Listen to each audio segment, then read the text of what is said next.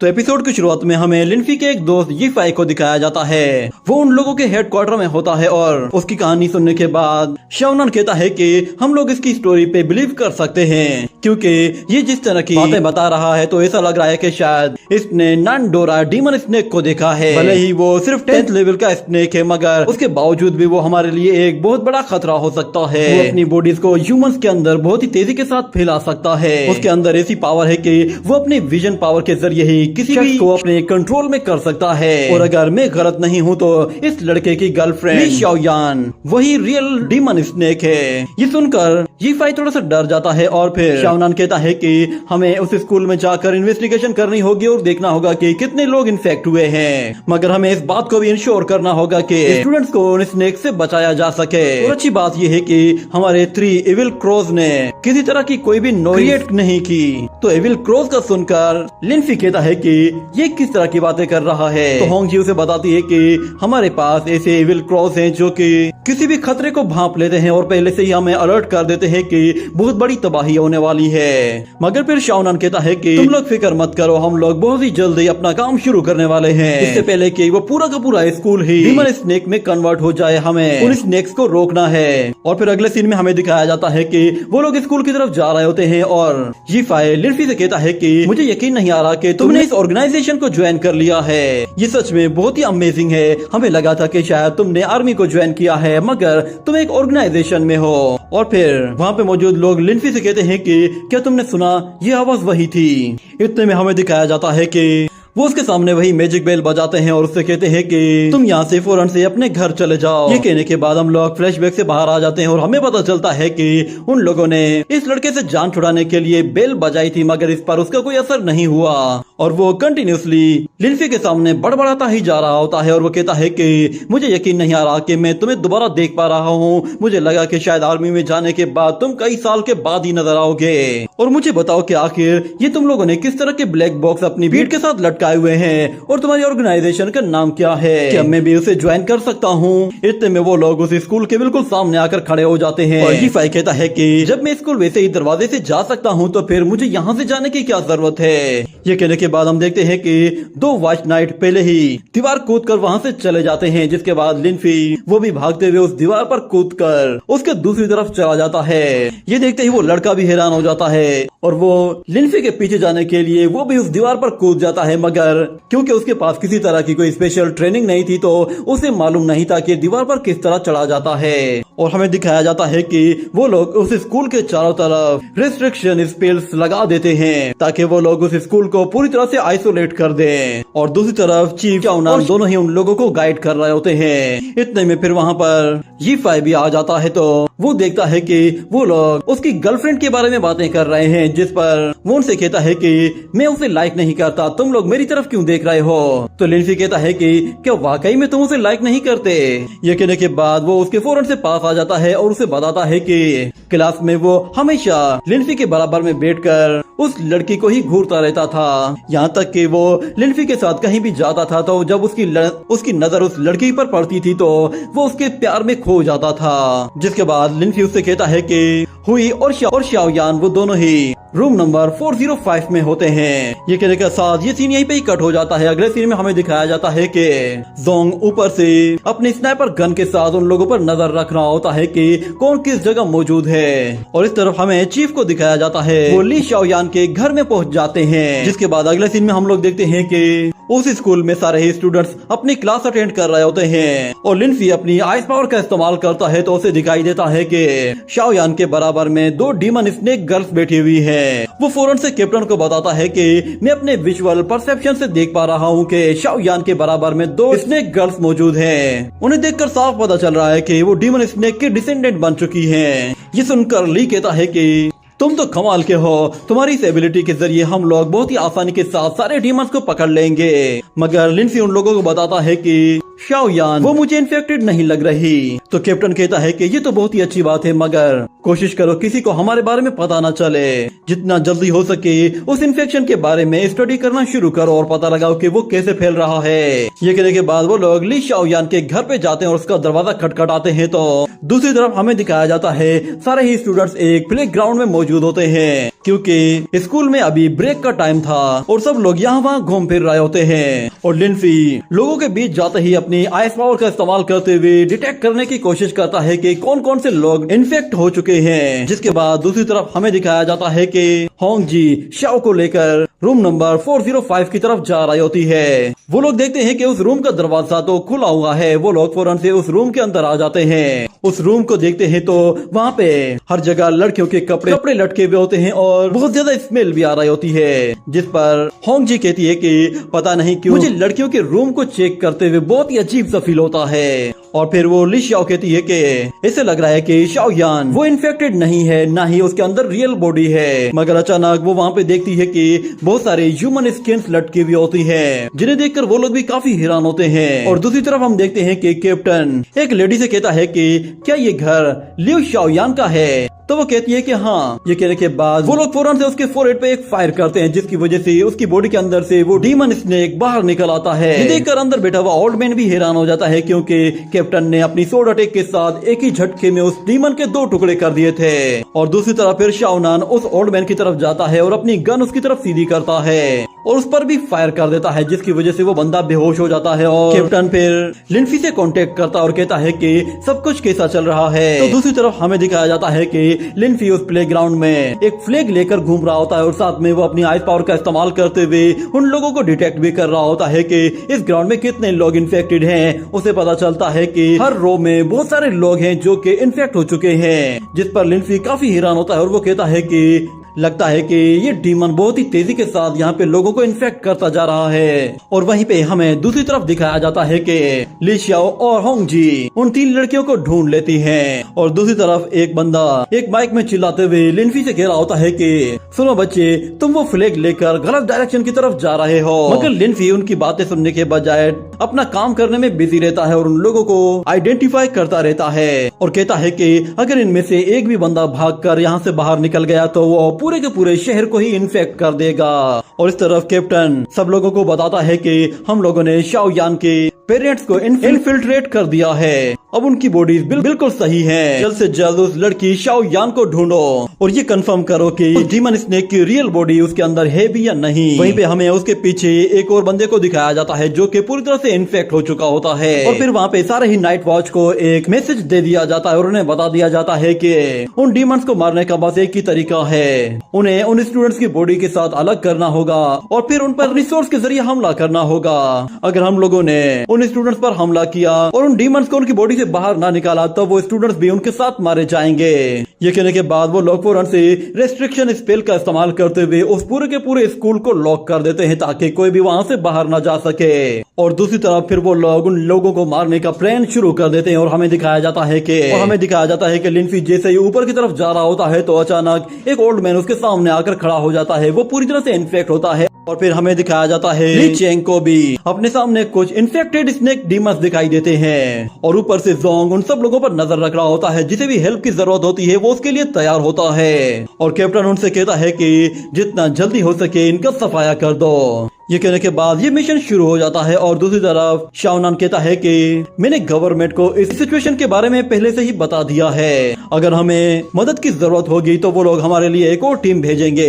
ये कहने के बाद वो लोग अपनी गाड़ी में बैठकर सीधा उसी स्कूल की तरफ जा रहे होते हैं और शाओनान कहता है कि क्या ये काम भी उसी इविल चर्च ने करवाया है? अगर वाकई में यह हमला उन्होंने ही करवाया है तो फिर इसका मतलब ये है कि वो लोग लिनफी के पीछे पड़े हैं और वो लोग उसकी रियल आइडेंटिटी के बारे में कंफर्म करना चाहते हैं। हमें लिनफी को इस तरह के मिशन में खामखा इन्वॉल्व नहीं करना चाहिए था। मगर कैप्टन कहता है कि लिनफी वो हमसे बिल्कुल अलग है, उसके अंदर एक एक्स्ट्रा ऑर्डिनरी पोटेंशियल मौजूद है। हमें दिखाया जाता है कि लिनफी उस ओल्ड मैन को देखते ही फौरन से अपनी आइस पावर को एक्टिवेट करता है और अपनी गन निकालकर उस पर जैसे ही फायर करता है तो वो डीमन उसे डॉज कर रहा होता है और फौरन से लिन्फी के पास आते ही उस पर पंजे से मार करने की कोशिश करता है, मगर लिन्फी उसका हाथ रोकता है और एक बुलेट फायर कर देता है, जिसकी वजह से वो स्नेक बॉडी ह्यूमन बॉडी से अलग हो जाती है। जिसके बाद लिन्फी अपनी सोर्ड निकालता है और उस डीमन के 2 टुकड़े कर देता है। इस तरह फिर उस पूरे के पूरे स्कूल के अंदर हलचल सी हो जाती है, क्योंकि वो सारे के सारे डीमन अपने रियल फॉर्म में आते जा रहे होते हैं। उन्हें अपने सामने जो भी बंदा दिखाई दे रहा था वो उस पर हमला करके उसे भी इन्फेक्ट करने की कोशिश कर रहे थे, जिसकी वजह से पूरे स्कूल में भगदड़ सी मच जाती है।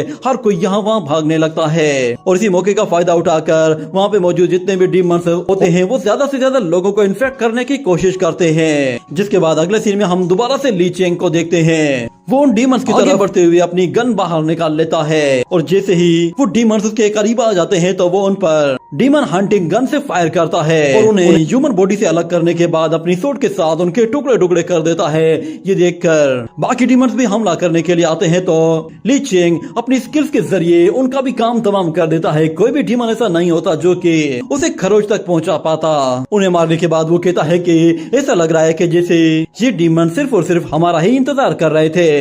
और दूसरी तरफ हमें दिखाया जाता है होंग जी और शाओ को। वो लोग रूम नंबर 405 में उन लड़कियों का काम तमाम कर देते हैं जो कि इन्फेक्टेड थी, मगर वहाँ पर और भी बहुत सारे डीमंस आना शुरू हो जाते हैं जो कि उन्हें मारने के लिए आ रहे थे। मगर हम लोग देखते हैं कि शाओनान फौरन से दोनों गन्स बाहर निकालती है और उन डीमंस को ह्यूमन बॉडी से अलग करती है और शाओनान मौके का फायदा उठाते हुए अपने स्पीयर के जरिए उन स्नेक्स की छुट्टी कर देती है और एक एक करके उन्हें मारना शुरू कर देती है। इसी तरह वो दोनों ही एक टीम वर्क करते हुए बहुत ही आसानी के साथ उन डीमंस का सफाया कर देते हैं। मगर वो लोग देखते हैं कि वहाँ पर तो और भी बहुत सारे डीमंस आ रहे हैं जो कि पहले के मुकाबले में और भी ज्यादा हैं। वो लोग चारों तरफ से उन डीमन से घिर चुके होते हैं, जिस पर शाओनान कहती है कि ये लोग पहले के मुकाबले में कुछ ज्यादा ही आ गए हैं, मगर मुझे इससे कोई फर्क नहीं पड़ता। ये कहने के बाद वो अपनी गन्स के साथ दोनों साइड से एक के बाद एक बंदे को शूट करती जा रही होती है और इसी मौके का फायदा उठाते हुए होंग जी अपने स्पीयर के साथ एक जोरदार ब्लास्ट करती है, जिसकी वजह से वो उन सबको पीछे धकेल देती है और आगे जाते हुए उन डीमंस पर एक के बाद एक हमला करना शुरू कर देती है। उसके स्पीयर के सामने जो भी बंदा टकरा रहा होता है वो उसे टकराते ही डिस्ट्रॉय हो जाता है। और दूसरी तरफ ली शाओ एक के बाद एक बुलेट के जरिए डीमंस को ह्यूमन से अलग करती जा रही होती है और होंग जी उससे कहती है कि तुम ठीक तो हो ना? तो ली शाओ कहती है तुम बेफिक्र हो जाओ। ये कहते ही होंग जी अपना स्पीयर एक बॉडी के अंदर घुसा देती है, जिसकी वजह से उस डीमन स्नेक का भी काम तमाम हो जाता है। मगर हम देखते हैं कि वो अभी भी काफी ज्यादा गुस्से में थी और अपना गुस्सा निकालने के लिए वो अपने स्पीयर के जरिए एक जोरदार ब्लास्ट करती है। और इतने में हमें दिखाया जाता है कि लिन्फी एक बंदे पर फायर करने की कोशिश कर रहा था, मगर वो फायर उसे हिट नहीं कर रहे थे। तो अचानक से ऊपर से जोंग उस पर एक बुलेट से हमला करता है, जिसकी वजह से उसकी बॉडी से डीमन स्नेक की बॉडी अलग हो जाती है और लिन्फी सोड लेके उसका काम वही तमाम करके रख देता है। और मदद करने के लिए वो जोंग को थैंक्स भी कहता है और फिर वो लिन्फी से कहता है कि मुझे कंफर्म करके बताओ कि ली शाओयान वो इन्फेक्टेड है या नहीं। ये कहने के बाद वो लोग फौरन से भागते हुए ली शाओयान के रूम की तरफ चले जाते हैं और भागते भागते लिन्फी को फील होता है कि वहाँ पर एक बड़ा सा रूम है जहाँ पर कोई ना कोई बंदा इन्फेक्टेड जरूर है। उस रूम में हमें दिखाया जाता है कि जितने भी स्टूडेंट्स होते हैं वो दरवाजा बंद करने के लिए वहाँ पर कुर्सी टेबल और हर भारी चीज रख देते हैं ताकि कोई अंदर ना आ सके। और वहाँ पर एक ऐसा बंदा भी होता है जो कि उन स्नेक्स के बारे में कुछ पढ़ रहा होता है। और दूसरी तरफ वो लोग देखते हैं कि उन लोगों ने दरवाजा तो बंद कर दिया है, मगर उनके पीछे एक इन्फेक्टेड बंदा मौजूद है। और इस तरफ यीफाई उस दरवाजे को लात मारकर खोलने की कोशिश करता है, मगर वो स्टूडेंट्स उस दरवाजे को खोलने नहीं देते। ये देखते ही लिन्फी फौरन से एक शीशा तोड़कर उसके अंदर से एक बड़ी सी कुल्हाड़ी बाहर निकालता है और उसी कुल्हाड़ी के साथ उस दरवाजे को आकर तोड़ने की कोशिश करता है, जिस पर अंदर से सारे स्टूडेंट बहुत ही ज्यादा डर जाते हैं। और जब पीछे मुड़कर देखते हैं तो उन्हें दिखाई देता है कि उनका अपना ही एक दोस्त इन्फेक्टेड बंदा है। वहाँ पर एक नीचे लड़की पड़ी हुई होती है जो कि उसे देखकर कहती है कि प्लीज यहाँ से चले जाओ। ये देखते ही वो इन्फेक्टेड लड़का उस लड़की पर ही हमला करने की कोशिश करता है, मगर एक लड़का वहाँ पर आकर उस डीमन को लात मारकर दूर हटाता है। जिसके बाद वो डीमन अपनी स्ट्रेंथ के जरिए उस लड़के को वापस पीछे धकेल धकेल देता है और हमें दिखाया जाता है कि वो लड़का वहाँ का एक टीचर लग रहा था और वो डीमन जैसे उस पर हमला करने के लिए आता है तो ऊपर से जोंग उस पर एक बुलेट के जरिए जोर से हमला करता है, जिसकी वजह से वो स्नेक बॉडी ह्यूमन बॉडी से बाहर निकल आती है। तो वो टीचर अपनी नाइफ के जरिए उसके ब्रेन पर हमला करता है, जिसकी वजह से वो डीमन बुरी तरह से जख्मी हो जाता है और वहीं पर ही बेहाल होकर गिर पड़ता है। और हमें बताया जाता है कि ये टीचर असल में नाइट वॉच का ही एक मेंबर है। और इतने में फिर लिनफी भी अपने दोस्त के साथ वहाँ पर आ पहुँचता है और वो लोग उस वॉरियर को देखते हैं तो वो लोग भी काफी सरप्राइज होते हैं। और लिनफी उस डीमन स्नेक को देखता है कि वो अभी भी हलचल कर रहा है तो वो फौरन से अपनी सोड उसकी बॉडी के अंदर घुसा देता है, जिसकी वजह से उसका काम तमाम हो जाता है। और अगले सीन में हमें दिखाया जाता है कि लिनफी उसी टीचर के साथ फिर वहाँ से आगे की तरफ जा रहा होता है और लिनफी उसी टीचर से कहता है कि अगर तुमने उस डीमन को मारा ना होता तो शायद वो उन सब लोगों को खत्म कर देता। मगर वो टीचर कहता है कि मैंने डायरेक्टली उसके ब्रेन पे वार किया था कि उसका पूरा का पूरा नर्वस सिस्टम ही डैमेज हो जाए। और वो लिनफी को फिर बायोलॉजिकल लैंग्वेज में समझाने की कोशिश करता है कि वो जिस भी डीमन पर हमला करेगा वो डीमन दोबारा से अपने पैरों पर नहीं खड़ा हो पाएगा। और जी5 फिर लिनफी से कहता है कि मैंने इस लड़के के बारे में सुना है, ये असल में बायोलॉजी में मास्टर्स कर रहा है। मगर फिर वो टीचर कहता है कि नहीं, मैं पीएचडी कर रहा हूँ। और फिर वो लिनफी से कहता है कि मैं तुम्हारा नाम जानता हूँ, तुम लिनफी हो। ये सुनकर लिनफी उससे कहता है कि तुम मेरे बारे में कैसे जानते हो। तो वो टीचर उसे बताता है कि कुछ देर पहले प्लेग्राउंड में तुम सबकी आंखों का तारा बने हुए थे क्योंकि तुम किसी भी रूल को फॉलो नहीं कर रहे थे और सब लोग तुम्हें ही घूर रहे थे। इतने में एक रूम के अंदर से कुछ डीमंस बाहर निकल आते हैं। उन्हें देखते ही लिनफी उन पर बुलेट से हमला करता है तो वो बुलेट उनकी बॉडी के आर पार निकल जा रही होती है, मगर उन पर कोई असर नहीं हो रहा था। ये देखते ही वो मास्टर लिनफी से कहता है कि 250 एंगल से हमला करो। ये कहने के बाद वो उसके हाथ को पकड़कर सीधा बुलेट्स पर हमला करता है तो वो बुलेट सीधा जाकर उन्हें हिट करती है। ये देखते ही लिनफी फौरन से अपनी सोट लेके आगे बढ़ता है और दूसरी तरफ से वो टीचर उस गन के साथ बाकी लोगों को भी निशाना बनाता है और लिनफी इसी मौके का फायदा उठाते हुए अपनी सोट के जरिए उन्हें काट कर उनके टुकड़े टुकड़े कर देता है। तो लिनफी के स्किल्स देखकर वहाँ पे मौजूद सारे स्टूडेंट्स बिल्कुल हैरान खड़े होते हैं। उन्हें यकीन नहीं आ रहा होता कि कुछ दिन पहले जो लड़का देख नहीं पाता था वो आज इतना स्ट्रॉन्ग बन चुका है कि वो उन सब लोगों को प्रोटेक्ट कर रहा है। मगर वहीं पे यहाँ हमें उस टीचर को दिखाया जाता है जो कि अपनी कुछ कैलकुलेशंस करना शुरू कर देता है। वो उस गन की तरफ देखता है और उसके हर एक पार्ट को अच्छे तरीके से एनालाइज करता है और उसके फंक्शन को समझने के बाद वो उसे दोबारा से असेंबल कर देता है और उसी गन के साथ फिर एक फायर करता है। वो बुलेट लिनफी के फेस के बिल्कुल पास से होके गुजरती है और लिनफी फिर अपनी सोड निकाल कर अपने पीछे मौजूद एक मॉन्स्टर का खात्मा कर देता है। और फिर वो टीचर लिनफी से कहता है कि ये सारे नानदोरा स्नेक हैं। अगर ये इस दुनिया में एग्जिस्ट करते हैं तो यूँ समझ लो कि ये दुनिया कोई सिंपल दुनिया नहीं है। तो लिनफी उससे कहता है कि अच्छा, ये डीमंस इतने टाइम से यहाँ पे मौजूद हैं तो फिर हमें इनके बारे में पता क्यों नहीं चला। तो वो टीचर कहता है कि क्योंकि कोई है जो कि हमें इन डीमंस से बचाता है और हमें पता भी नहीं चलता कि हम इन डीमंस से घिरे हुए हैं। वो लोग बातें करते करते उन डीमंस को भी मार रहे होते हैं और कुछ ही देर के अंदर सारे ही डीमंस मर चुके होते हैं। जिसके बाद लिनफी उससे कहता है कि वाकई में तुम्हें तो डीमन से डर नहीं लगता। जिस पर वो टीचर कहता है कि डीमन से डरना वो क्यों, मुझे तो इन डीमंस में कुछ ज्यादा ही इंटरेस्ट है। इसके बाद हमें उस बंदे के पीछे एक और डीमन को दिखाया जाता है। लिनफी फौरन से अपनी सोड लेता है और एक पिलर के सहारे घूमकर उस टीचर के पीछे आने वाले उस डीमन स्नेक को काट कर रख देता है।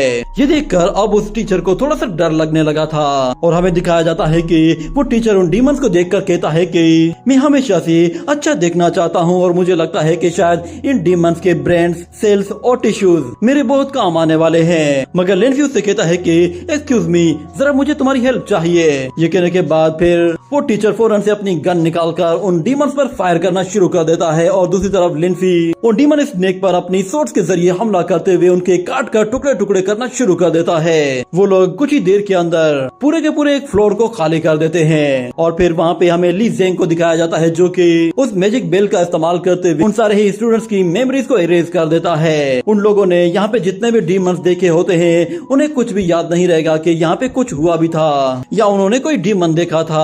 और इस तरह फिर होंग जी भी कहती है कि हमने भी यहाँ पे सबका सफाया कर दिया है। और फिर दूसरी तरफ हमें दिखाया जाता है कि वो लोग शाओ यान को ढूंढने के लिए ऊपर की तरफ चले जाते हैं जहाँ एक डीमन उनके बेहद करीब आ गया था और वो टीचर उस पर वक्त रहते ही फायर कर देता है और लिनफी अपनी सोट के जरिए उस पर हमला करके उसे भी काट देता है। और ऊपर से जोंग बताता है कि शाओयान वो जरूर इस वक्त म्यूजिक क्लासरूम में होगी। तो लिनफी उस टीचर के साथ रास्ते में आने वाले सारे ही डीमंस को मारते हुए सीधा उस म्यूजिक क्लास की तरफ जाने लगता है। मगर जाते जाते अचानक वो टीचर लिनफी से कहता है कि मुझे ऐसा क्यों लग रहा है कि ये सारे के सारे डीमंस तुम्हारी तरफ आ रहे हैं। जिस पर लिनफी कहता है कि मुझे समझ में नहीं आ रहा कि तुम क्या कहना चाहते हो। तो वो टीचर कहता है मुझे तुम बता सकते हो कि आखिर तुम लोग यहाँ पर क्या प्लान करके आए हो। ये कहने के बाद वो लोग एक रूम के बाहर आकर खड़े हो जाते हैं और लिनफी अपनी आइस पावर का इस्तेमाल करते हुए अंदर की तरफ देखने की कोशिश करता है कि वहाँ पर कौन कौन है। उसकी आइस देखती है कि उस रूम में तो कोई भी डीमन मौजूद नहीं है बल्कि 5 लड़कियां बैठी हुई हैं। जिसके बाद वो टीम लीडर से कहता है कि शाओयान वो इन्फेक्टेड नहीं है। मगर वहीं पे ही हमें उस टीचर को दिखाया जाता है वो एक लड़की के ब्रेन को स्कैन करने की कोशिश कर रहा था। उसे दिखाई देता है कि उसके ब्रेन के अंदर डीमन स्नेक के सिम्टम्स मौजूद हैं। तो लिनफी उस दरवाजे को तोड़कर अंदर आ जाता है और आकर कहता है कि यहाँ पे मौजूद जितनी भी लड़कियां हैं बाहर जा सकती हैं सिवाय ली शाओयान के। ये सुनकर वो सब लोग वहीं पे ही बैठी रहती हैं मगर यीफाई आता है और जोर से चिल्लाते हुए कहता है कि सब लोग यहाँ से भागो और ये सिर्फ ली शाओयान को यहाँ पे छोड़ दो। तो हम देखते हैं कि वो सारी की सारी लड़कियां वहाँ से भागने की कोशिश करती हैं और एक लड़की यीफाई के पीछे छुपने की कोशिश करती है। और इस तरफ शाओयान वो बहुत ज्यादा डर जाती है और कहती है कि मैं इन्फेक्टेड नहीं हूँ, प्लीज मुझे मत मारो। वो जैसे ही वहाँ से भागने की कोशिश करती है तो वो टीचर अचानक उस पर एक फायर कर देता है जिसकी वजह से वो लड़की वहीं पे ही बेहोश हो जाती है। ये देखकर लिनफी कहता है कि पता नहीं टीम लीडर इस लड़की के पीछे क्यों पड़ा हुआ है, मुझे इसके अंदर कोई प्रॉब्लम नहीं दिखाई दे रही। और वहीं पे ही हम लोग उस कैप्टन को देखते हैं वो वहाँ पर एक अलग ही जगह पहुँच गया था। उसके सामने एक बॉक्स होता है जिसे वो घूर कर देखते हुए कहता है कि ज्यादातर डीमन स्नेक अपने होस्ट को इस तरह छोड़कर जाती नहीं है, तुम लोग उन सबको सिक्योर करने के लिए फौरन से वहाँ से बाहर ले जाओ।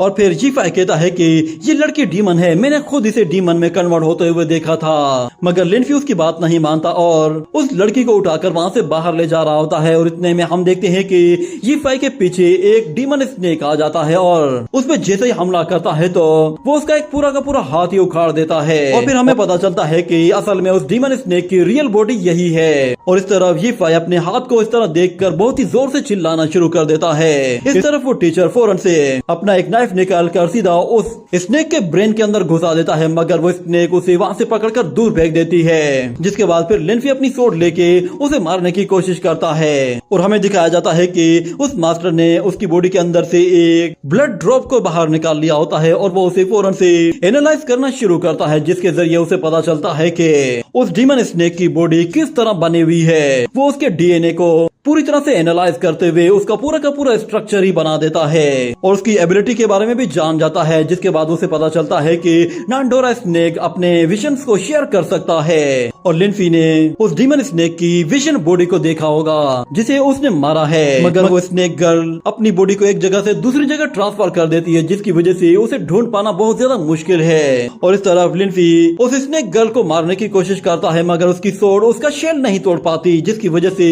वो स्नेक गर्ल फिर लिनफी को भी वहाँ से उठाकर दूर फेंक देती है।